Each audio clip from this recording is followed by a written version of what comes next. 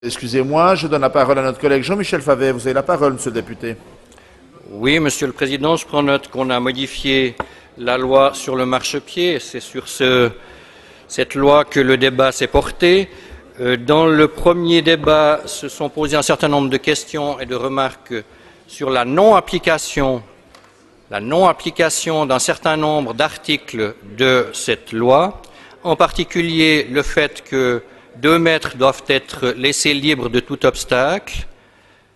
J'ai posé la question plusieurs fois de savoir comment, pour quelles raisons cet article-là n'est pas appliqué, avec la pose de nombreux portails fermés à clé, ce qui est complètement illégal. Alors, je souhaite avoir une explication et également, si possible, les mesures immédiates, rapides, que le Conseil d'État entend prendre pour simplement appliquer la loi de 1926 comme elle devrait l'être, comme beaucoup de personnes, et notamment l'association Rive Publique, l'a déjà signalé, s'en est plaint à de nombreuses reprises auprès des services et auprès de la chef de département. Pour quelles raisons cette loi n'est pas appliquée et quand, enfin, on va prendre les mesures qui sont nécessaires pour l'application stricte de cette loi. Merci, monsieur le député. La discussion finale est toujours ouverte. Elle n'est visiblement plus utilisée. Elle l'est néanmoins, excusez-moi. Je donne la parole d'abord à notre collègue Jean-Michel Favet. Vous avez la parole, monsieur le député. Oui, c'est en remarquant la non-réponse de Madame la conseillère d'État. J'ai posé une question précise. Madame la conseillère d'État, voulez-vous enfin répondre, parce que vous ne nous avez pas répondu non plus en commission, quand la loi sur le marchepied sera-t-elle enfin appliquée, c'est-à-dire laisser un passage libre de tout obstacle sur l'entier du cheminement, ce n'est pas le cheminement public, c'est le marchepied. Puis-je avoir une réponse, Madame la conseillère d'État?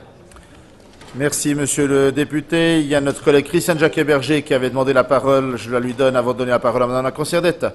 C'est la parole, Madame la députée.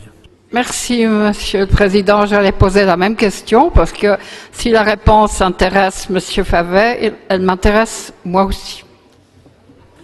Merci, Madame la députée. Je donne donc la parole à Madame la conseillère d'État. Vous avez la parole, Madame la conseillère d'État. Merci, Monsieur le Président. Mesdames et Messieurs les députés, je crois inutile de refaire tout le débat. Mais peut-être Monsieur Favet n'a pas écouté les explications en commission. La loi sur le marchepied est parfaitement appliquée. Il ne donne pas droit à un passage public. Je ne sais pas comment je dois l'expliquer, je ne sais pas si je dois le peindre au mur. C'est fait pour les douaniers, les pêcheurs, pour les gens en détresse. Et c'est tout. Raison pour laquelle nous avons proposé une modification qui vient d'être acceptée. Je ne répondrai pas une 5e fois à la même question.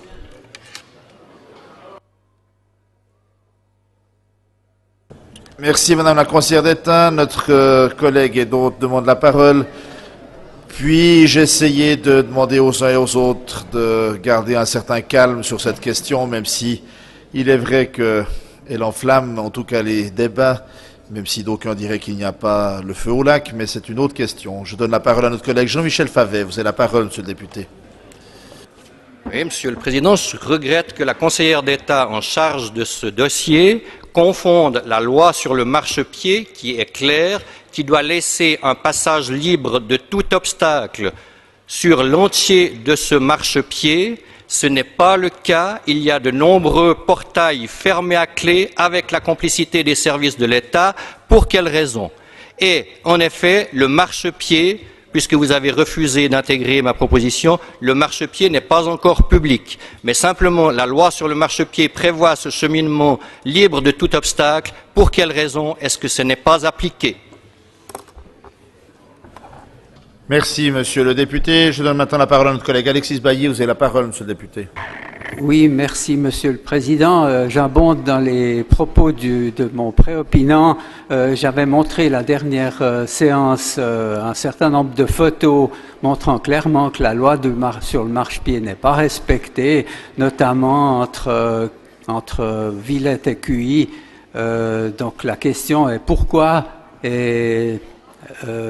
traîne-t-on avec l'imposition du respect de cette loi?